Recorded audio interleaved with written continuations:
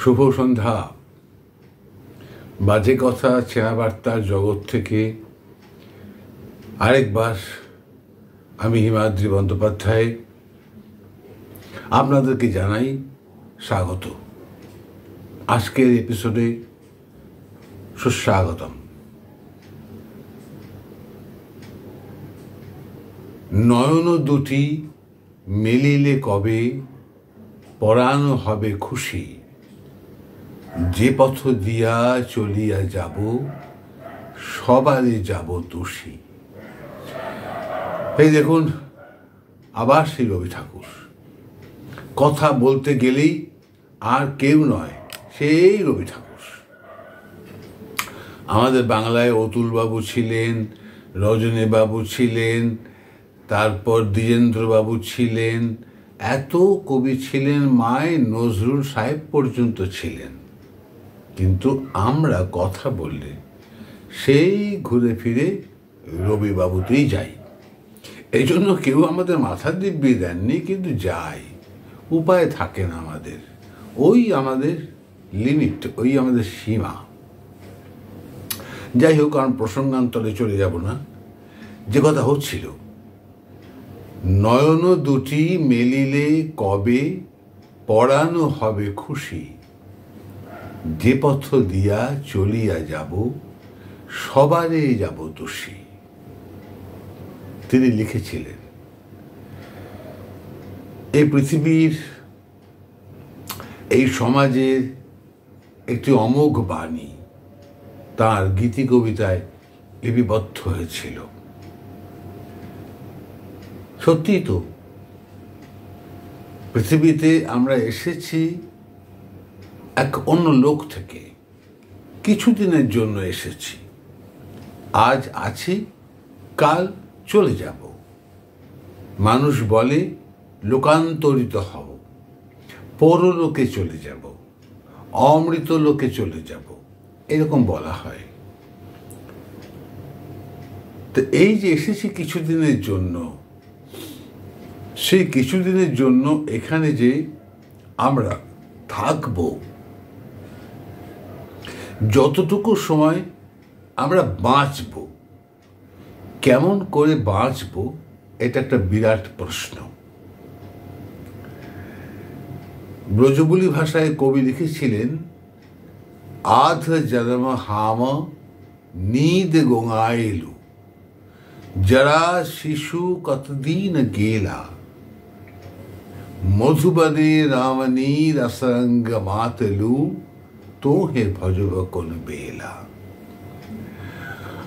অর্থাৎ জীবনের অর্ধেক সময় আমরা ঘুমিয়ে কাটাই। হিসেব করে দেখুন, ঘন্টা 12 আমরা ঘুমোই, 24 ঘন্টায় 12 ঘন্টা। তাহলে প্লেন, আপনি যদি 80 বছর বাঁচেন, তাহলে 40 বছর প্লেন সুষুপ্তি। আর কি জরাকালে, মানে বৃদ্ধকালে, অক্ষম অচল অবস্থায় কিছুকাল যায়। ধরে নিই আমরা 10টা বছর, তার হাতে 40 ছিল, তার থেকে আরো 10 গেল। শিশু ধরে নিলাম আমি, আরো 10টা বছর, থাকলো 20 বছর। আর ওই যে মধুবনে রমণী রসরঙ্গ মাতলু, এই যে নারীদের সাথে প্রেমলীলায় আমরা মত্ত থাকি, সেটাও তো আমরা ধরে নিই 10টা বছর। তাহলে 80 বছর আমি বাঁচলে আমার সক্রিয় আয়ু 10টা বছর মোটে। তো এই 10টা বছরে কিভাবে আমি বাঁচব, কিভাবে এই সমাজে আমি থাকব, কিভাবে অন্য মানুষের সঙ্গে আচরণ করব, এটা খুবই গুরুত্বপূর্ণ বিষয়। এক্ষেত্রে নানা মুনির নানা মত হতে পারে, কিন্তু রবি ঠাকুর অমনি একটি যেন আমাদের নির্দেশ দিয়ে গেছেন, যে পথ দিয়া চলিয়া যাব, সবারে যাব তুষি। অর্থাৎ আমার পরিবারের হোক, কি আমার পাড়ার প্রতিবেশী হোক, কি সমাজ হোক, আমি কারোর মনে আঘাত দেব না, কাউকে অপমান, অসম্মান, অবমাননা করব না, কাউকে নয়। সে আমার থেকে যে উচ্চতর তাকে নয়, যে আমার থেকে নিম্নতর পিছিয়ে তাকেও নয়।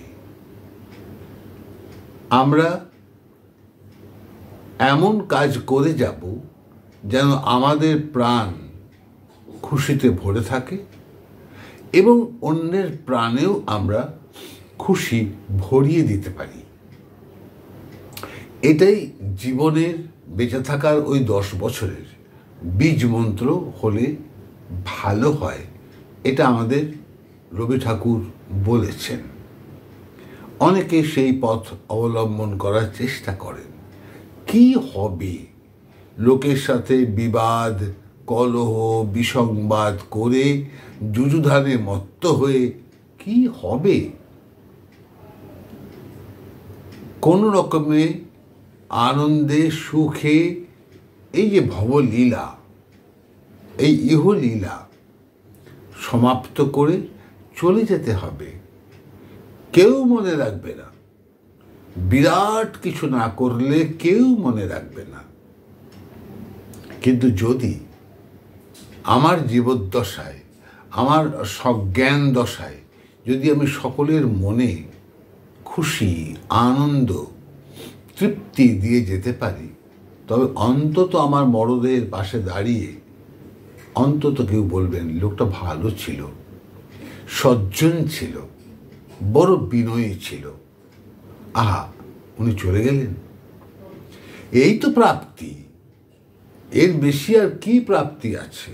আমি তো এমন কোনো মহাপুরুষ নই, বা আপনিও এমন কোনো মহাপুরুষ নন, বা এমন কোনো শিল্পী নন যে সৃষ্টি করে বসে আছেন যা চিরকালীন। সব তো নই, আমরা খুব সামান্য। ফলে এইটুকুই আমাদের জীবনের পাথেয়। আমার মরদের পাশে দাঁড়িয়ে যেন আমার প্রতিবেশী অন্তত বলে, আমার রক্তের সম্পর্কের আত্মীয়ের অতীত যারা, তারা যেন বলে, আহা, মানুষটি ভালো ছিলেন, সজ্জন ছিলেন। ধরুন, যদি উদাহরণ দিই, আপনি প্রত্যেক দিন প্রাতঃভ্রমণে যান, প্রত্যেক দিন প্রাতঃভ্রমণে কোথায় যান না, একটু দূরবর্তী একটি মাঠে। সেখানে অনেকে প্রাতঃভ্রমণ করতে আসেন। আপনি সবাইকে চেনেনও না, দেখেনও নি কোনোদিনও। আর এই প্রাতঃভ্রমণ করতে গিয়ে খুব একটা দেখবার ইচ্ছেও করেননি কখনো। আপনার মনে আপনি প্রাতঃভ্রমণ করেন, বা একটু জগিং হয়তো করেন, করে আপনি আবার আপনার বাড়িতে ফিরে আসেন। তারাও আপনাকে কোনোদিন দেখেনি হয়তো। যদি আমরা শপথ নিই, এই যে পয়লা বৈশাখ আগামীকাল, এই পয়লা বৈশাখ থেকে আমি যদি শপথ নিই, আমি সকালবেলা যখন প্রাতঃভ্রমণে যাব, যারা যারা আমার মুখোমুখি হবেন, আমি সকলকে চিনি না চিনি, ভালো মন্দ বিচার করতে পারি না পারি, সুপ্রভাত জানাবো, গুড মর্নিং জানাবো। ব্যাস ওইটুকু। সুপ্রভাত একটি শব্দ, একটি শব্দবন্ধ, গুড মর্নিং দুটি শব্দের মিশ্রণে একটি শব্দবন্ধ। গ্রিটিংস, আমার শুভেচ্ছা। জানি আপনি আপনার মতো হেঁটে চলে যান, কোনো সমস্যা নেই। তিনি প্রথমে হকচকিয়ে যাবেন, তিনি আপনাকে চেনেন না। হঠাৎ আপনি গুড মর্নিং কেন বললেন? তিনি ঘাড় ঘুরে দেখবেন আর কেউ আশেপাশে আছে নাকি যাকে আপনি হয়তো বললেন। ওকে তো চেনেন না, ওকে তো বলেননি, কিন্তু উনি দেখলেন যে ওনার আশেপাশে কেউ নেই, ওনাকেই গুড মর্নিং বলেছেন। একটু অবাক হলেন, কি জানি বাবা, আমাকে কি ভুল দেখলেন চোখে? কোনো পরিচিত লোক বলে মনে হলো ওর, আমার হঠাৎ গুড মর্নিং। পরদিন একই কাণ্ড ঘটালেন। যার যার সঙ্গে আপনার মুখোমুখি হলো, পথে, মাঠে, বাজারে, সর্বত্র গুড মর্নিং, সুপ্রভাত, এইটুকু বলুন। আপনার একটি পয়সা ব্যয় হবে না, আপনার কোনো শ্রম হবে না, আপনার কোনো অপমান হবে না।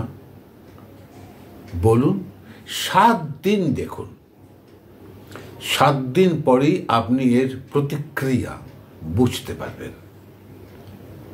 আপনাকে ওই ব্যক্তিরা গ্রহণ করতে শুরু করেছে। এবার আপনাকেও ওরা গুড মর্নিং বা সুপ্রভাত বলছে। এমনকি আপনার সঙ্গে ওই ভদ্রলোকদের একটি মুচকি স্মিত হাস্যের সম্পর্ক হয়ে গেল। উনি জানেনও না আপনি কোথায় থাকেন, আপনিও জানেন না উনি কোথায় থাকেন, কি চাকরি করেন, কি তার জীবিকা, কি তার পেশা। ওই গুড মর্নিং এর সম্পর্ক করে দেখুন, 7 দিন পরে আপনি অনেক বেশি তৃপ্তি পাবেন। পরানো হবে খুশি, আপনারও ওরও। এটা তো আমরা করতেই পারি, এর থেকে বড় কিছু করতে পারি।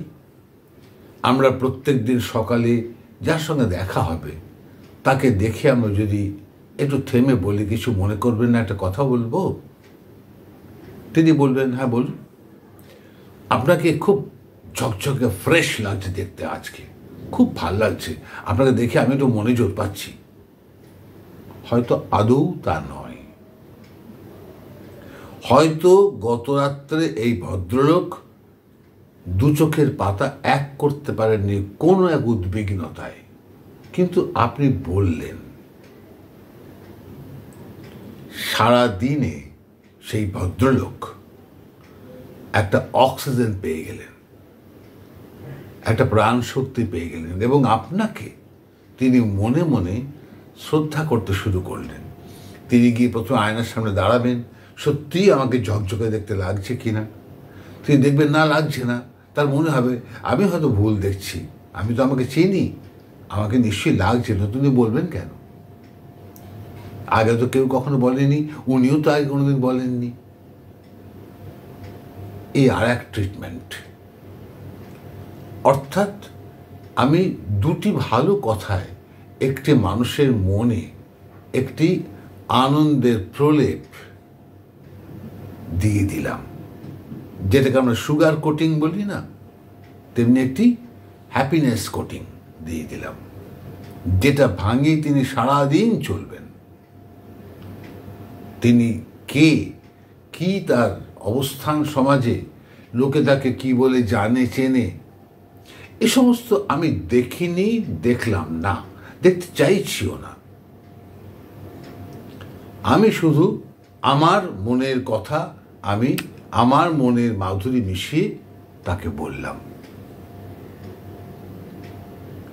করে দেখুন, খুব ভালো ফল পাবেন, আপনিও আনন্দ পাবেন, উনিও আনন্দ পাবেন। এইভাবে আপনি একদিন চলে যাবেন, একদিন অচল নিশ্চল হয়ে যাবেন, বাড়িতে বিছানায় শুয়ে পড়বেন, তারপর একদিন আপনি বিদায়। রয়ে যাবে আপনার এই আচরণ। কথায় বলে, আপনার ব্যবহারই হলো আপনার পরিচয়। ফলে সকলেই আপনাকে একটি ভদ্রলোক, একটি সৌম্য লোক, একটি মিষ্টভাষী লোক, একটি সজ্জন মানুষ ইত্যাদি ইত্যাদি বিশেষণে বিশেষায়িত করবে, নিশ্চয়ই করবে। এর চেয়ে কি বেশি? আর তো কিছু হবার দরকার নেই। আপনি কোনো রাজনৈতিক নেতাও নন, আর আপনি কোনো বিরাট ইন্ডাস্ট্রির মালিকও নন, আপনি একটি সাধারণ জীবিকাধারী মানুষ। এইটুক তো আপনি করতেই পারেন। এই কথা রবি ঠাকুর বলেছেন। কিন্তু পাশাপাশি মনে পড়ে যায় যে এই রবি ঠাকুর লিখেছিলেন, হেলায় মাথা দাঁতের আগে মিষ্ট হাসি টানি, বলিতে আমি পারিব না তো ভদ্রতার বাণী। একদম বিপরীত কথা। অর্থাৎ ঘাড় হেলিয়ে নেতো হাসি হেসে আমি সবার সাথে ভদ্রতার সুলভ কথা বলতে পারবো না, যদি আমি জানি ওকে। আমি যদি জানি এই সকালবেলা আমি যাকে প্রাতঃভ্রমণে বেরিয়ে প্রথম মিট করলাম, সে একটি সরকারি ঘুষখোর উচ্চপদস্থ কর্মচারী। কি করে আমি ভদ্রতার বাণী বলবো তাকে?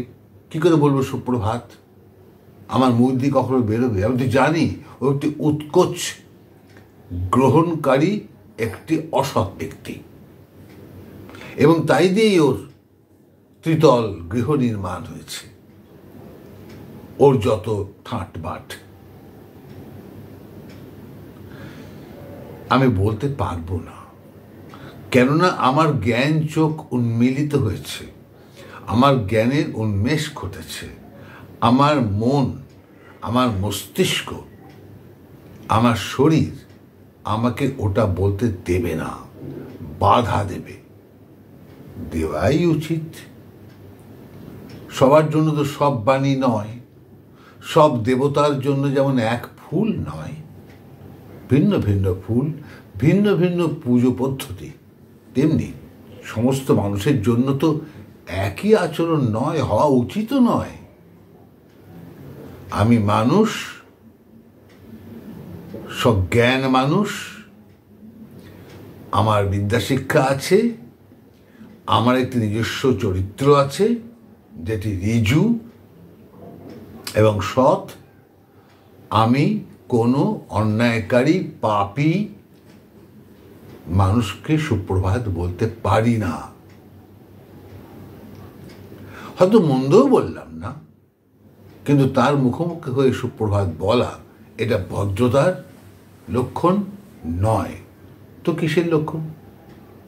যদি আমি তাও বলি, আমার দেখবার দরকার নেই সে কে, তাও বলি, তাহলে সমাজ আমাকে আরেকটি নাম দেবে, সুবিধাবাদী, সংশোধনবাদী।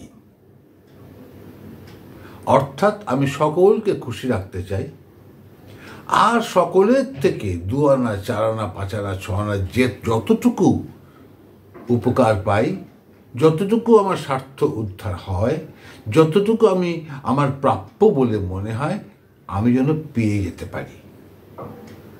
আমি কেন তাকে দুঃখ দেব, কেন তাকে আঘাত দেব? তাহলে তো সে আমার শত্রু হয়ে যাবে দিনে দিনে। আমি শত্রু বৃদ্ধি করব কেন? এরকম ভাবতে পারে অনেকে। কিন্তু সচেতন মানুষ, সজ্ঞান মানুষ তো সেই জিনিসটি নিয়ে পরোয়া করে না। তারা মনে করে সবার সঙ্গে ভদ্রতার বাণী বলা উচিত নয়। অবশ্যই অন্যায়ের প্রতিবাদ করে যেতে হয়, মরে যেতে হয় অন্যায়ের প্রতিবাদ করে। আপনি রুগ্ন হতে পারেন, বৃদ্ধ হতে পারেন, আপনি অন্ধ হতে পারেন, কিন্তু ওই অবস্থাতে আপনাকে অন্যায়ের বিরুদ্ধে প্রতিবাদ করতে হবে। না করলে আপনি মানুষ নন, নিশ্চয়ই মানুষ নন। মানুষের সত্তা একথা বলে না। যারা এমনটি করে চলে তারা শুধু সুবিধাবাদী নয়, তারা অত্যন্ত হীন মনের মানুষ, তারা স্বার্থান্বেষী। আপনি স্বার্থান্বেষী তো নন, আর আপনি মরে যাবেন, হয়তো আপনি যে প্রতিবাদ করেছেন তার জন্য সে আপনাকে মেরেই ফেলে দেবে, আপনি পৃথিবীতে হয়তো থাকবেন না, কিন্তু আপনার প্রতিবাদ রয়ে যাবে।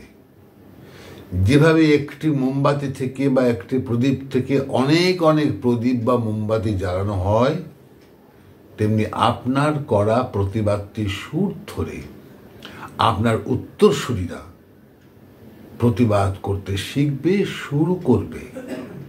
একটি গণ প্রতিবাদ অভ্যুত্থান ঘটতেও পারে। আজকে সমাজে যে মানুষ বিচরণ করে বেড়াচ্ছে, কেউ একজন ধর্ষণকারী, কেউ একজন পিডোফিলিয়া রোগী, কেউ একজন উৎকোচ গ্রহিতা, কেউ একজন চাকরি চুরি করে বড়লোক হয়েছে, গাড়ি কিনেছে, কেউ একজন 5টা 7টা খুন করে নেতা হয়েছে, আপনি তাদেরকে চেনেন, তাদের বিরুদ্ধে আপনাকে দাঁড়িয়ে সেই অবস্থায় পড়লে প্রতিবাদ করতে হবে। ভদ্রতার বাণী বলার কোনো প্রয়োজন নেই।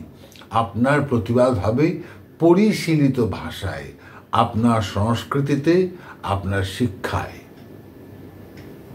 ওটাই আপনার ভদ্রতার বাণী, কিন্তু প্রতিবাদের বাণী। যদি এটা না করেন তবে আপনাকে লোকে নিন্দামন্দই করবে। আপনি মরে গেলে আপনার মরদেহের পাশে দাঁড়িয়ে বলবে, লোকটি শিক্ষিত, ঠিক আছে, লোকটি অনেক সমাজে কাজ করতেন, কিন্তু খুব ধান্দাবাজ। সাপের গালেও চুমো খান খেতেন, ব্যাঙের গালেও চুমো খেতেন, সুবিধাবাদী।